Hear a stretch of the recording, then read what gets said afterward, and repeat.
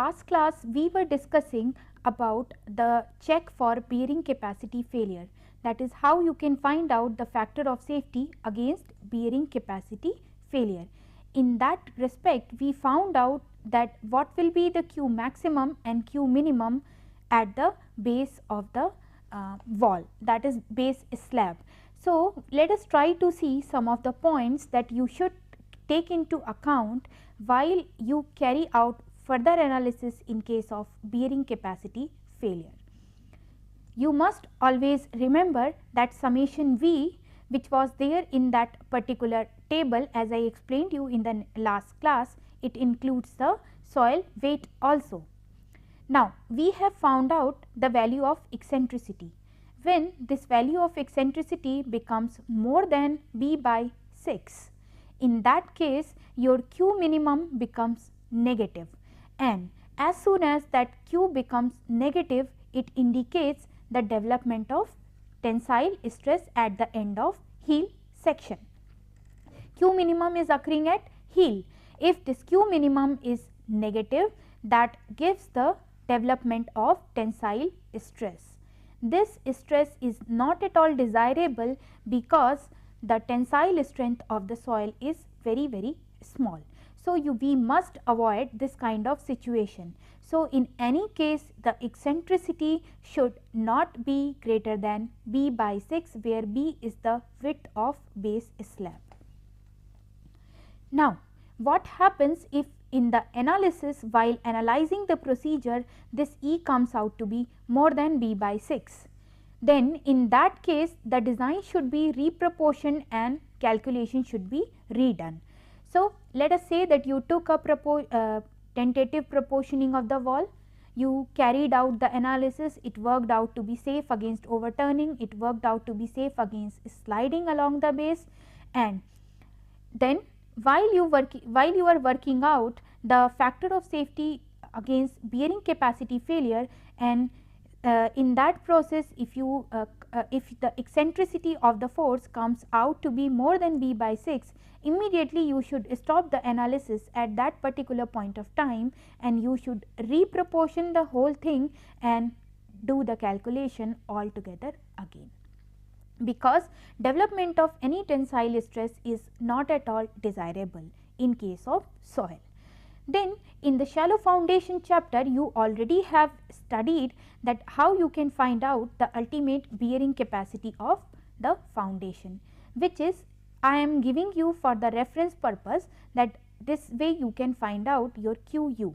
So, QU is equal to C2NC FCD FCI plus QNQ FQD FQI plus half gamma 2 B prime N gamma F gamma D F gamma I. Now, let us try to see what are the different terms in this particular expression. Q is gamma 2 into D, B prime is B minus 2E, E is the eccentricity that you have to obtain as explained earlier. FCD, FQD and F gamma D, they are the standard expressions given by Terzaghi or different other research workers. You can simply pick the standard values by using these expression for these. And FCI, FQI, F gamma I, they are the function of this angle psi, which can be obtained by this particular expression, that is tan inverse PA cos of alpha by summation of V. So, once the ultimate bearing capacity of the soil has been calculated, the factor of safety against bearing capacity failure can be obtained as factor of safety bearing capacity is equal to QU by Q max.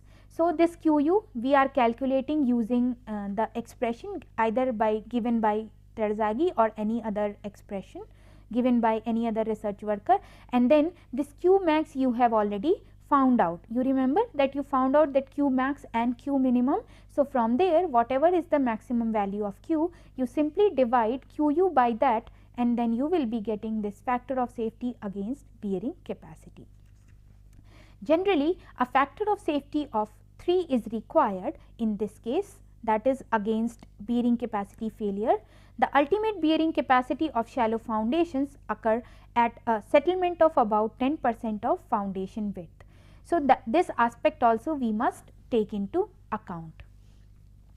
Now, in case of retaining walls, the width B is large and hence the ultimate load QU will occur at fairly large foundation settlement, and the factor of safety of 3 against bearing capacity failure may not ensure that the settlement will be within tolerable limit. So, this aspect we should always keep in our mind, and we should have the provision of further investigation as far as this aspect is concerned.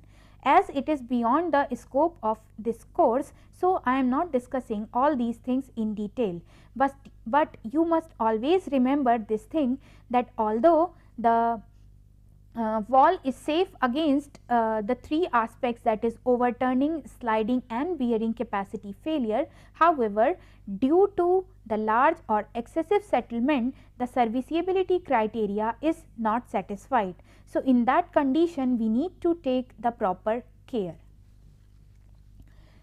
Now, this was all the theoretical part that we discussed. Now, let us try to take an example, so that will give you the feel that how you can find out the factor of safety against overturning, the factor of safety against sliding along the base of the wall, and the factor of safety against bearing capacity failure. So, we will take up an example.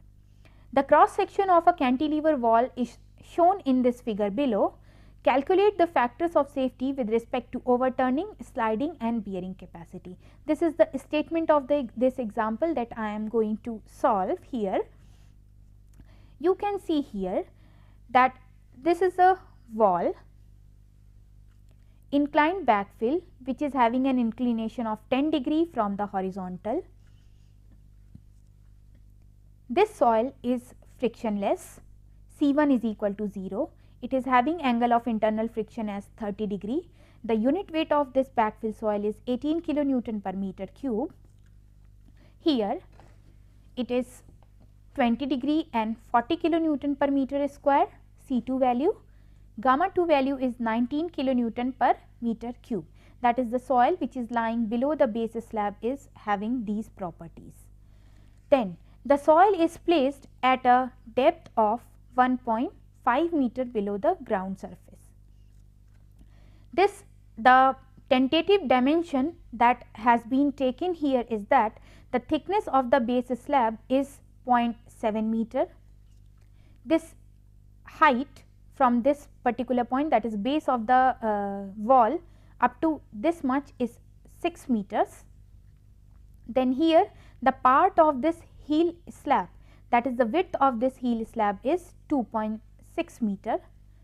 For this one it is like the thickness of the stem at the base is 0.7 meter, and this dimension is also 1.7 meter. Then since it is inclined, and we have seen that this active force will be acting parallel to this inclined face. So, you see this is the PA, that is the direction of this active force which is acting on the wall.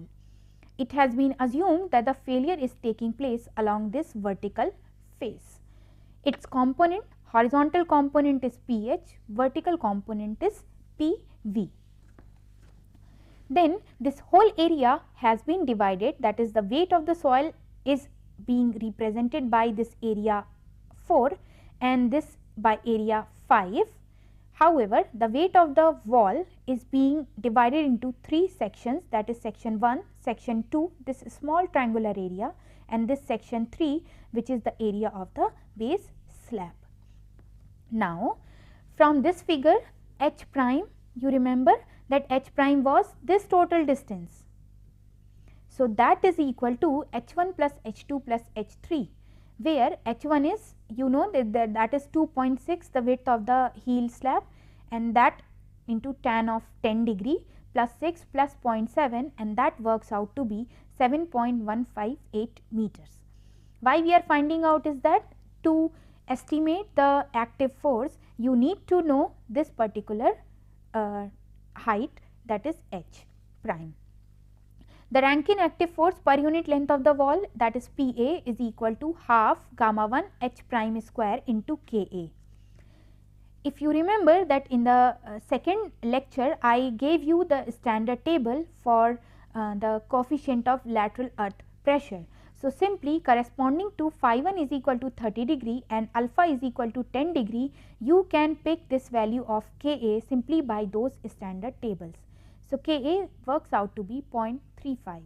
Thus, from this expression, if we substitute all the values, your Pa works out to be 161.4 kilonewton per meter. Then, vertical component of this particular active force is equal to Pa sine of 10 degree, that works out to be 28.03 kilonewton per meter. Similarly, horizontal component is Pa cos of 10 degree, which is equal to 158.95 kilonewton per meter. Now, after knowing these preliminary things, let us start that how we can find out the factor of safety against overturning.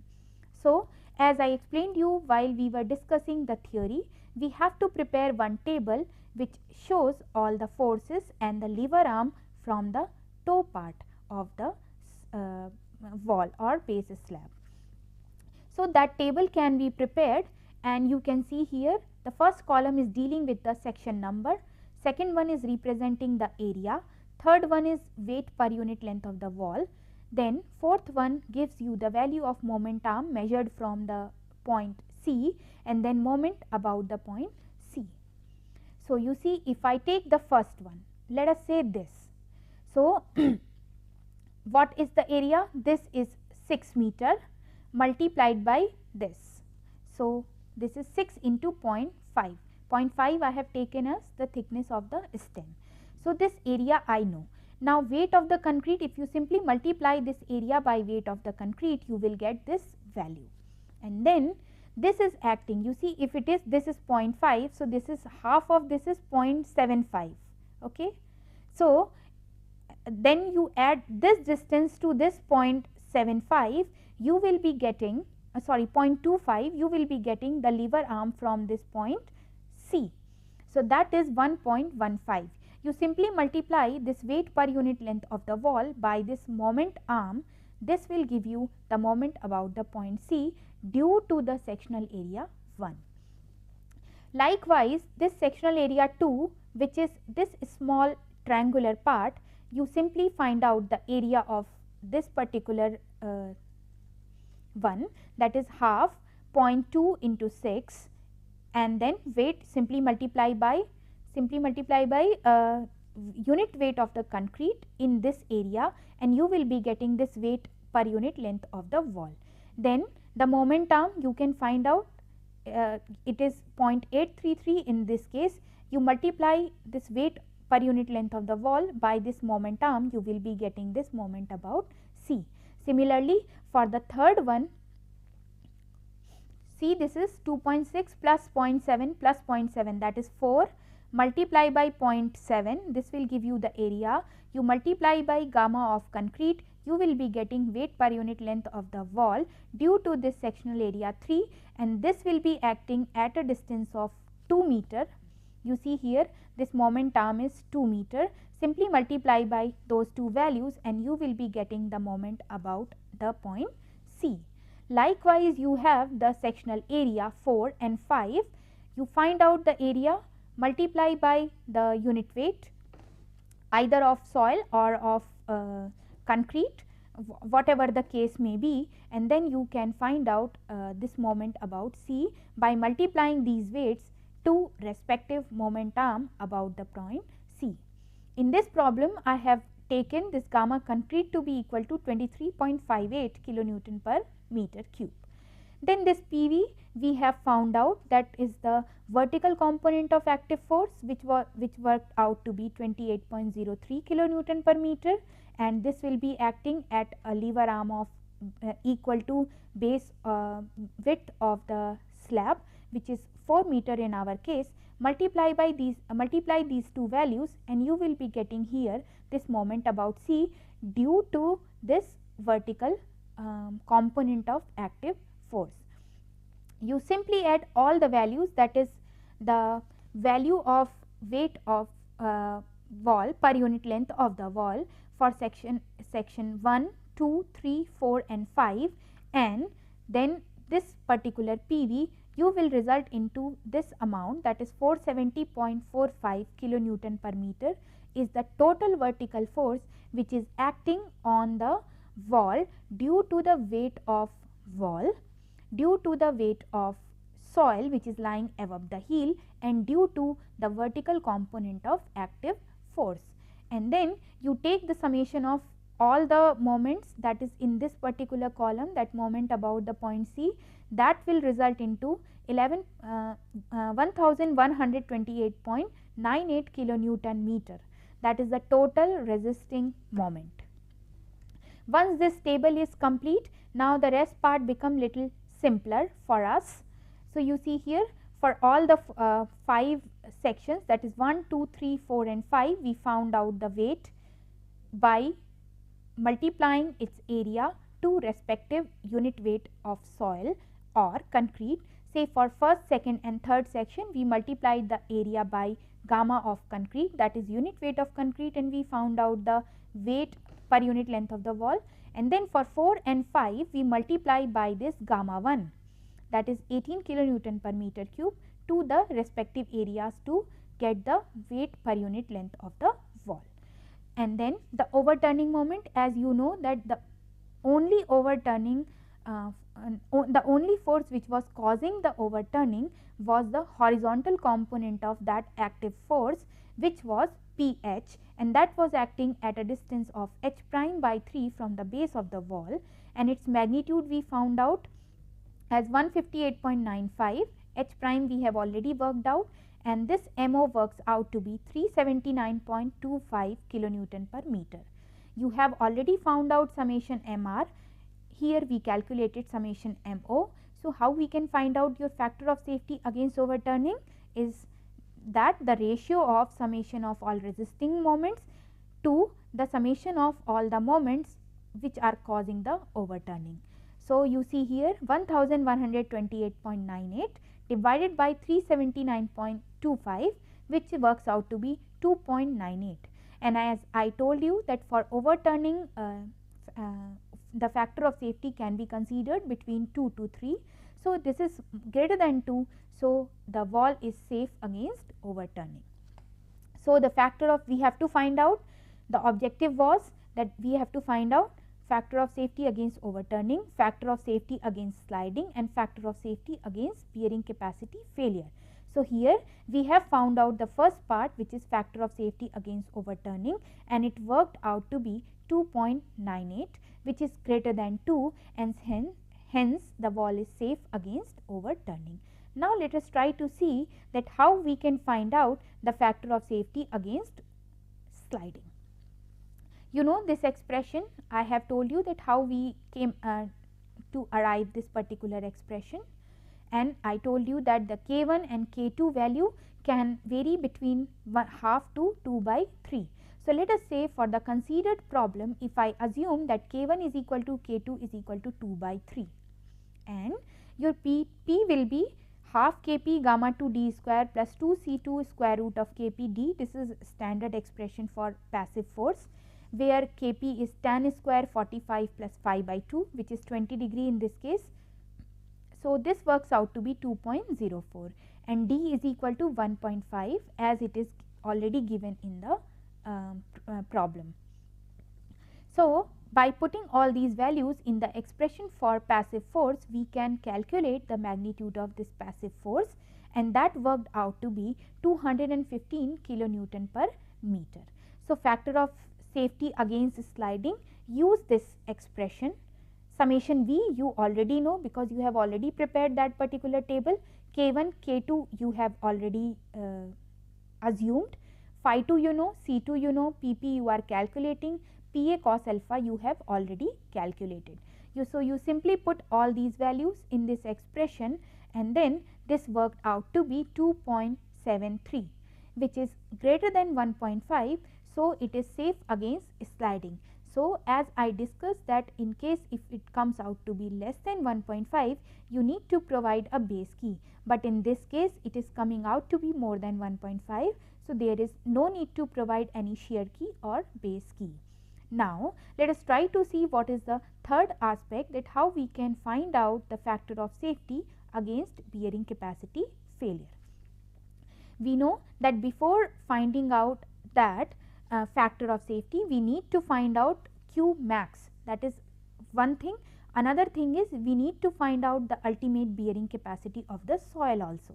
And for that, first we need to find out the eccentricity of the resultant forces which are acting on the base of wall.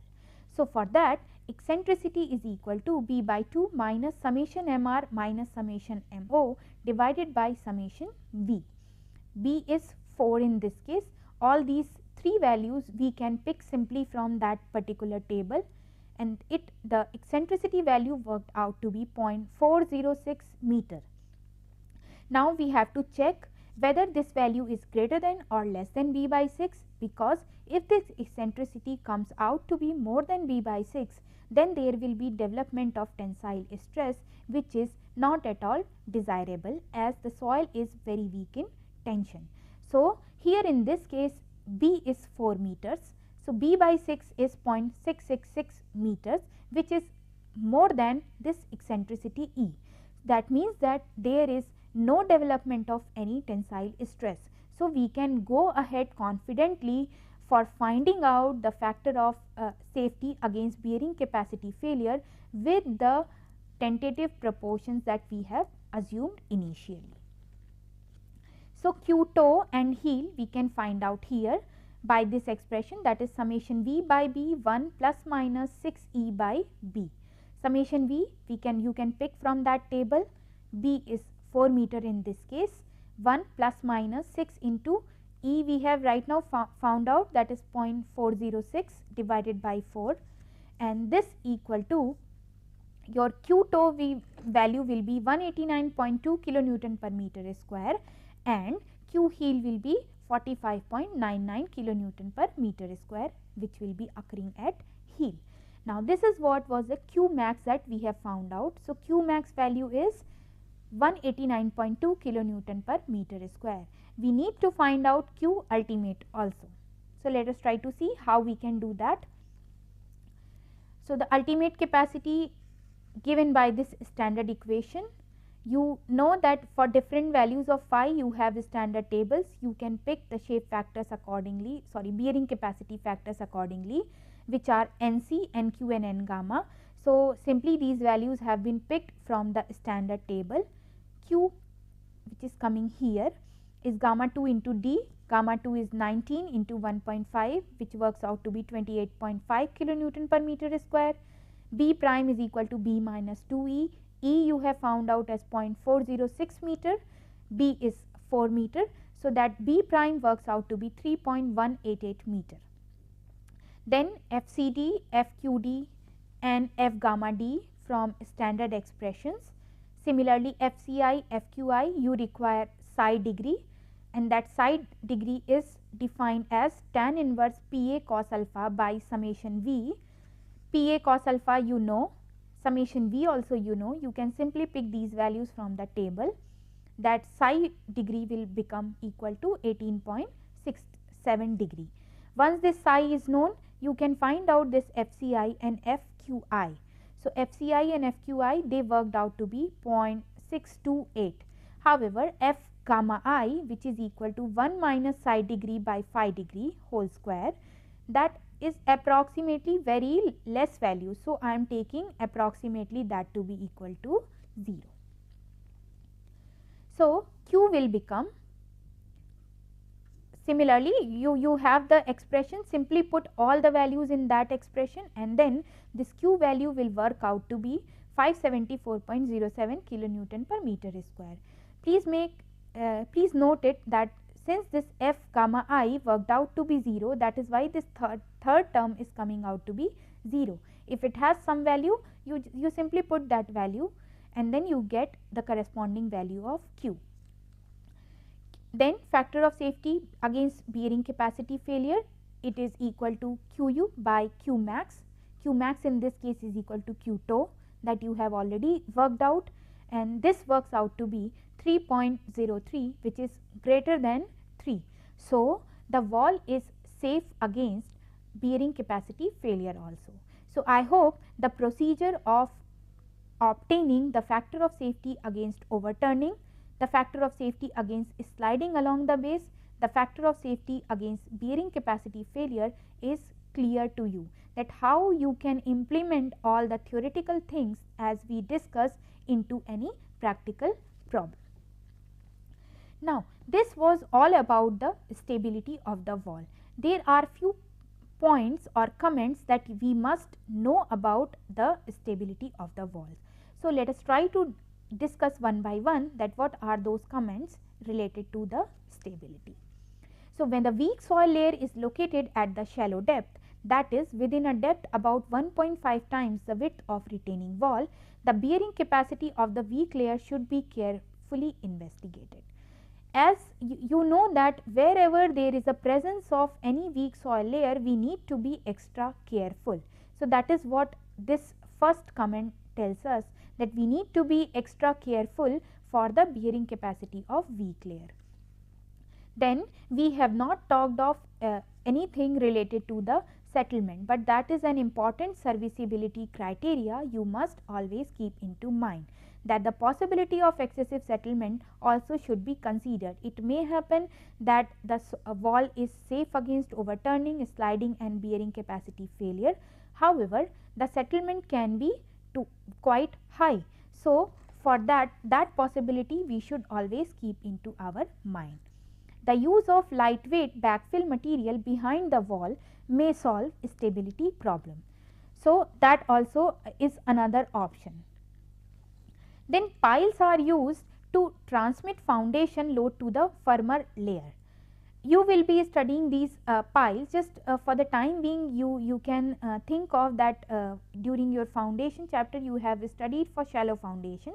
Piles are kind of deep foundations. We will be discussing them in subsequent lectures, but for the time being you just simply think that it is a kind of deep foundation.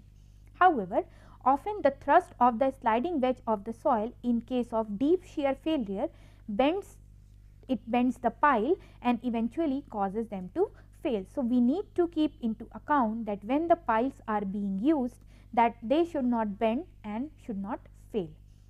So, careful attention should be given to this possibility when considering the option of pile foundation for retaining walls. Then, the active earth pressure coefficient is used to determine the lateral force of the backfill. The active state of backfill can be established only if wall yields sufficiently, which does not happen in all the cases. This aspect we have already discussed, that for any soil to enter into either active state or passive state, the wall must move or must yield sufficiently so that those conditions are generated. So, usually in all the cases it is not generated. So, we must take into account that whether the active condition or the passive condition is really getting generated or not.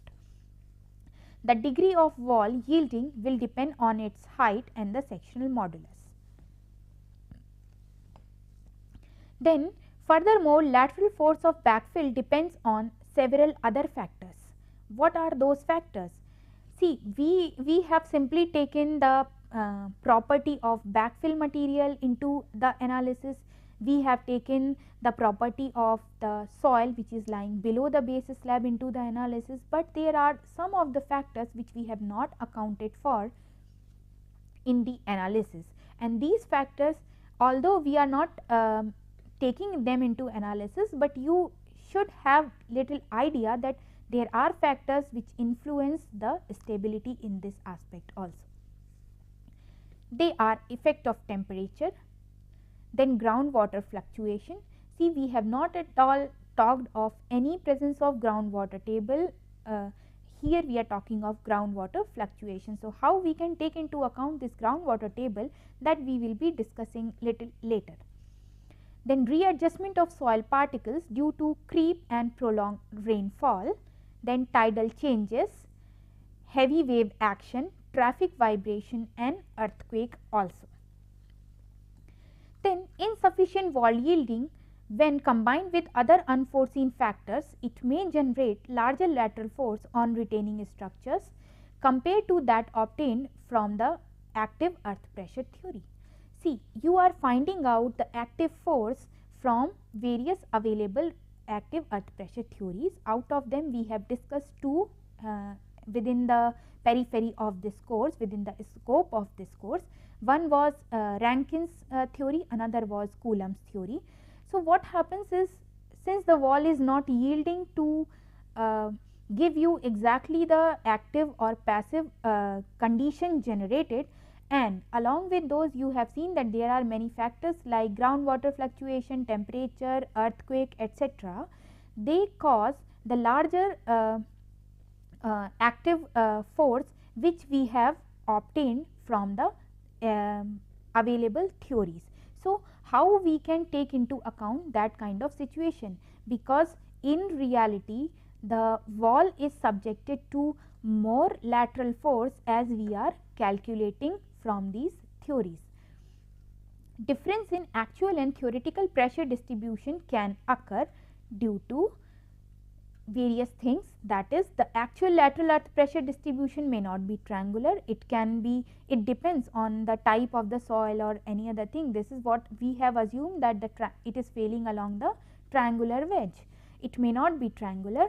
Then second one is the lateral earth pressure distribution may change with time, that maybe today it is this, then after 2 months it may be something different. The actual active force is greater than that the minimal theoretical active force which we are calculating from the available theories.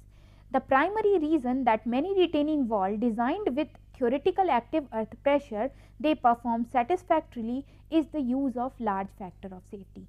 See, we took factor of safety to be equal to 2 to 3 for overturning, 1.5 for sliding, and then 3 for bearing capacity failure. They are towards higher side. So, they take into account all these uncertainty, that is if the actual active force is different from the theoretical active force. See, I was telling you that in the analysis of the retaining wall, we are not considering any pore water pressure which is getting generated, maybe due to presence of groundwater table or any other source of water. Usually in the analysis we do not take into account all these things. However, the drainage conditions or the proper design of the drainage is being done in case of retaining wall, so that there is no development of any kind of pore water pressure. So, let us try to discuss some of the aspects of these drainage, that let us say in case if there is rise in water table, then pore water pressure will get generated, and if the proper drainage facility is available over there, this will get drained out, and then there will not be any development of pore water pressure. So, let us try to see that what are the various aspects of this drainage and how you can facilitate this drainage in the backfill part. As a result of rainfall or other wet conditions, the backfill material for retaining wall may become saturated. This saturation will increase the pressure on the wall and may create an unstable condition, because you see we have not taken any pore water pressure into account while designing the wall. So, in case if the water is present, additional pressure will be developed, and in that case the wall is not designed for that additional pressure. So, that is why there will be chances of failing the wall. So, there should not be any development of pore water pressure. So, for this reason adequate drainage must be provided by means of weep holes or and perforated drainage pipes. You can either use weep holes or you can use perforated drainage pipes or a combination of both. This is how it looks like. You see here, this is kind of backfill, this is another side, the ground surface wall. On this side of the wall, that is towards the backfill side, there is provided this filter material. This is the filter material, and then the weep hole is being provided. So, whatever is the thing is the pressure is coming from this side, from this soil to the wall. So, whatever water is coming or getting generated, the pore water pressure which is getting generated due to any reason, it that particular water, it comes to this filter material and it goes out through this weep hole and it is drained out. Okay. Then this what should be this filter material, that we really have to be cautious that the soil particle which are the part of this backfill, they should not clog this filter material, otherwise its functioning will be hampered and all other things. So, there are various provision that we must take into account. We will be discussing one by one them, but here it gives you the pictorial view that how this arrangement is being made. What do you understand by weep hole? Where the filter material is provided. So, you see filter material is provided towards the backfill side. The water, whatever be the reason for which it is present, it can get pass through this filter material and through weep hole it can just drain out from the backfill soil. So, these are drainage provision for backfill of a retaining wall. Then weep holes, if provided, should have a minimum diameter of about 0.1 meter and be adequately placed. You see, if it is having lesser diameter, what will happen, that it may happen that many a times the soil particles from backfill, they are also coming with water and they may clog the weep hole, which will result the insufficient drainage and will cause the wall to become unstable. There is always a possibility that the backfill material may be washed into weep holes or drainage pipes and ultimately clog them. Thus, a filter material needs to be placed behind the weep holes or around the drainage pipes. You see, if your let us say the water is getting accumulated here, it has to pass through this weep hole. If this filter material is not here, what will happen, that some of the clay particles or some of the soil particles will come with the water, they will come through this weep hole and simply some of them will pass through that weep hole and some of them will be remaining, and over a period of time they will clog this weep hole. So, that is why this filter material is provided over here, so that the first filtering of the water from this backfill material is takes place at this particular stage only. So, many of the soil particles, they get stuck up here, they get filter out here and then only water goes into this weep hole. So, that is what is that, the filter material is placed for that particular reason. Geotextile may serve the purpose of filter material. Whenever granular soil is used as filter, there are few principles which should be followed. You see, if there are various type of geotextiles which are present over there, or you can say that various type of geosynthetics are there, they have 5 type of function. One is separation, reinforcement, then filtering, they work as membrane and all other things. So, if you can provide for that any particular kind of, that is filter kind of function of that geosynthetic, it serves very nicely, but in case they are little bit costly. So, usually let us say that if any granular material is available at the site, that is also can be used as filter material. But to use whether that particular material is suitable as filter material or not, for that there are few guidelines which you need to have a check on. So, what are they? Let us try to have a look on all those criteria. There are mainly 2 factors which influence the choice of any filter material in case of granular fill. See, now I am talking of this filter criteria with respect to granular fill. In case if you are using this granular fill as the filter material, then only this filter criteria you need to keep in mind. First is that is the grain size distribution of filter material should be such that the soil to be protected is not washed into the filter, that is the soil which is getting mixed with water, it should remain in the backfill region only. Then excessive hydrostatic pressure head is not created in the soil that has lower coefficient of permeability. So, that also you must take into account. So, what to satisfy these 2 criteria, research workers have given some of the guidelines, that if those guidelines are satisfied, then you can use those particular kind of granular material as filter. So, the preceding conditions can be satisfied if the following requirements are met. This is as per Terzaghi and Peck, which they gave in 1967. So, first condition was that soil to be protected is not washed into the filter. Second is excessive hydrostatic pressure head should not be developed. So, in case if this D15 of F stands for filter, B stands for backfill material. D15 of filter divided by D15 of B should be less than 5. If this condition is getting satisfied, that means that the soil which is to be protected is not getting washed into the filter. If D15 of filter divided by D15 of backfill material, if it is greater than 4, it satisfies the second condition, that is the excessive hydrostatic pressure is not developed into the soil. Now, in these relations, as I told you that the subscript F and B refer to the filter and the base material.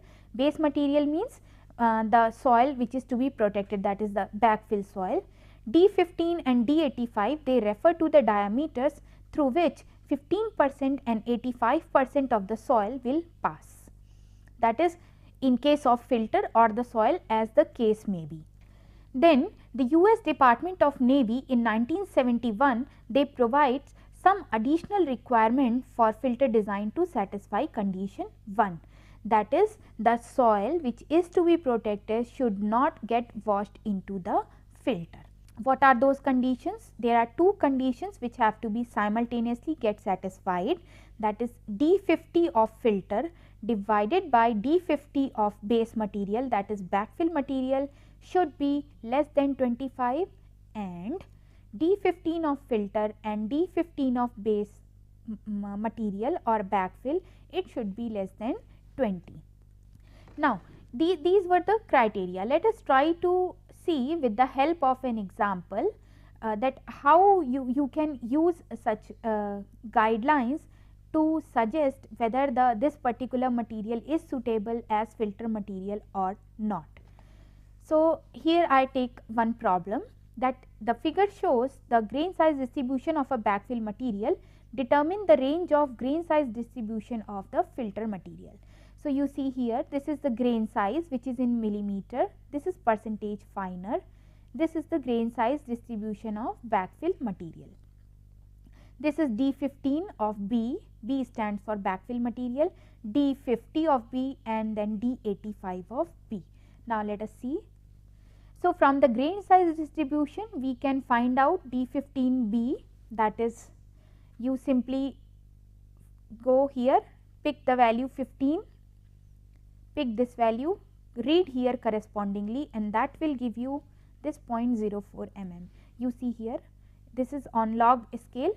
So, you simply go to 15, pick this, take here this value, and this corresponds to 0.4 mm.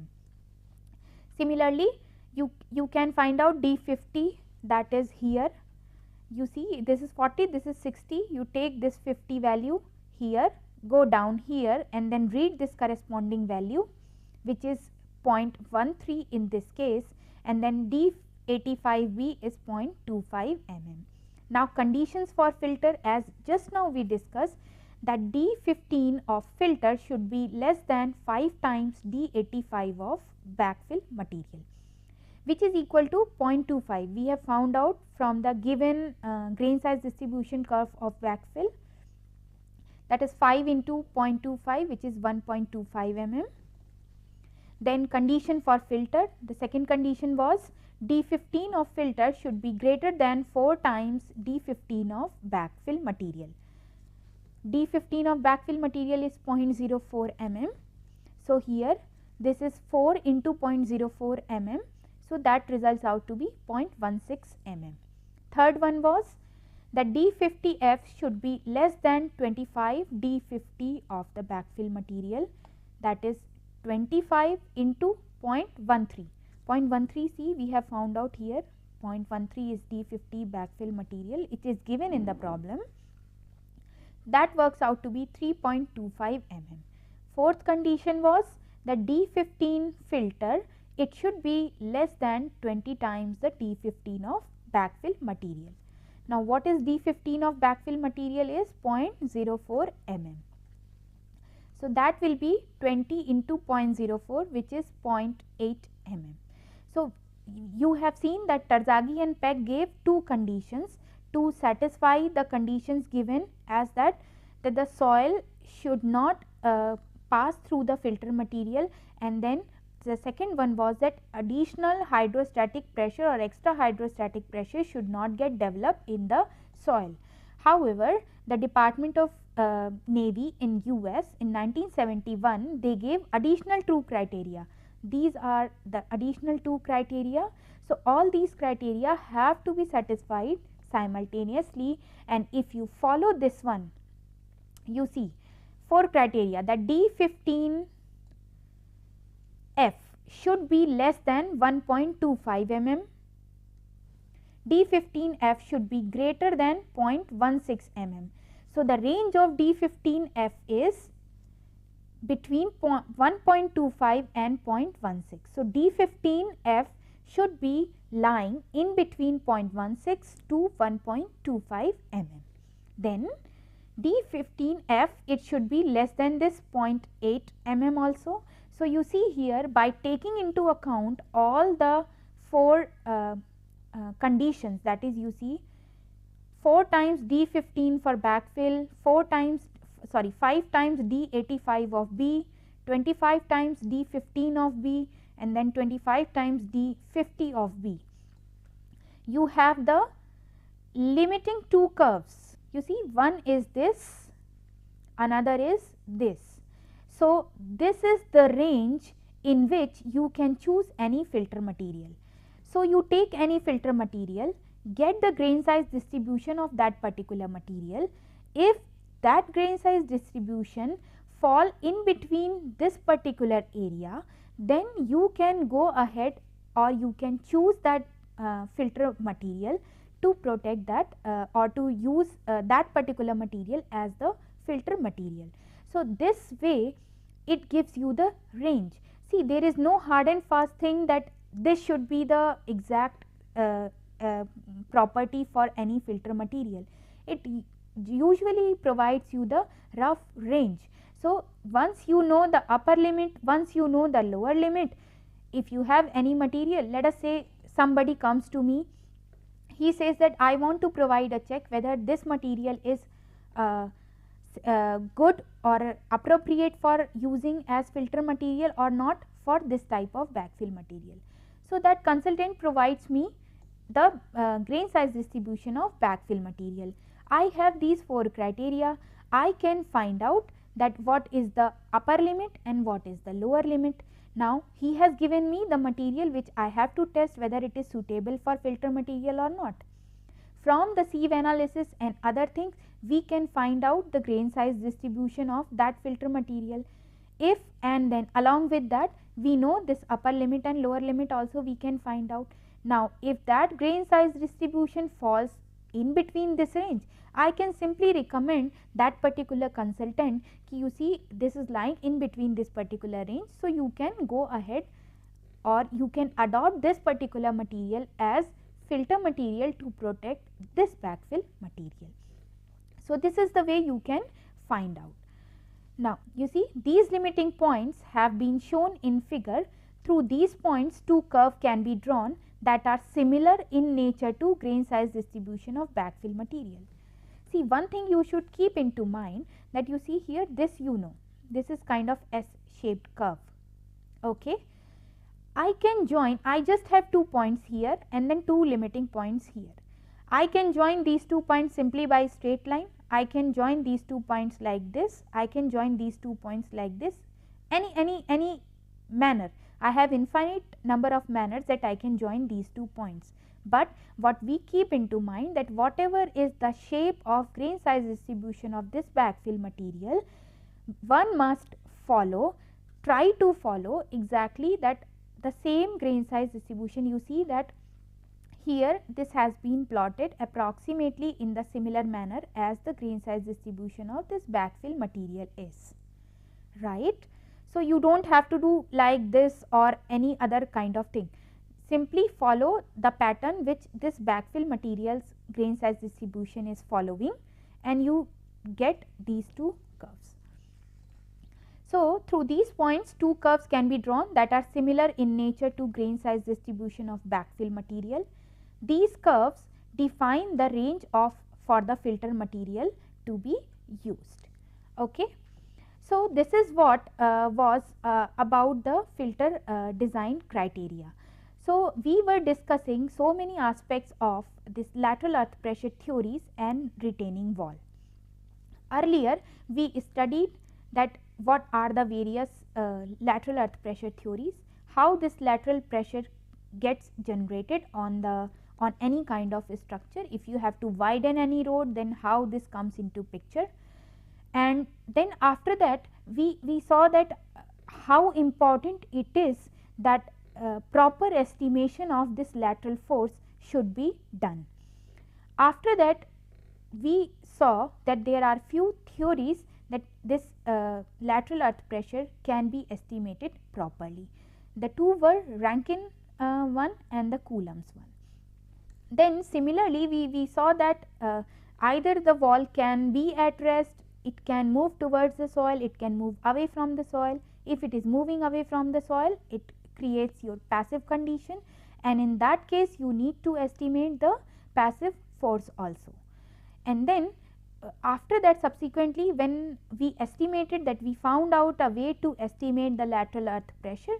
Then we saw what are the various types of retaining walls and all the things. Then we found out that how we can proportion the retaining wall, be it gravity retaining wall or be it cantilever retaining wall. And then we saw that after proportioning how you can provide the check for the stability, that is the how you can find out the factor of safety against overturning, against sliding of the wall, and then against bearing capacity of the wall. While designing and analyzing retaining walls, we did not even see that what are the let us say if any water table is present over there, we did not take into account that, and that is why we need to go for proper drainage measures. And that is how we saw that what can be the proper drainage measures that we can take into account while we provide the retaining wall at the site. For that, if you can use geosynthetic as filter material, you can use any granular material as filter material. In case if you use any granular material as filter material, you need to follow some of the criteria, some of the guidelines which have been provided by the earlier studies, and that is how we saw that there are 4 conditions. And then with the help of an example, we saw that how we can incorporate these to find out whether any particular material is suitable for filter material or not. Thank you.